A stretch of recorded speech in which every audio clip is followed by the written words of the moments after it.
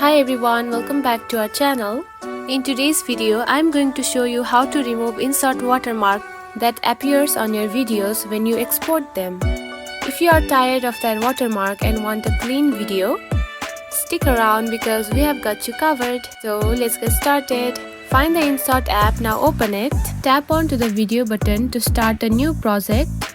Choose the video you want to edit. Now that your video is in the editor, make any adjustments or edits that you need. Here you can notice the logo of InShot and can also see there is a little cross button. Now tap on it.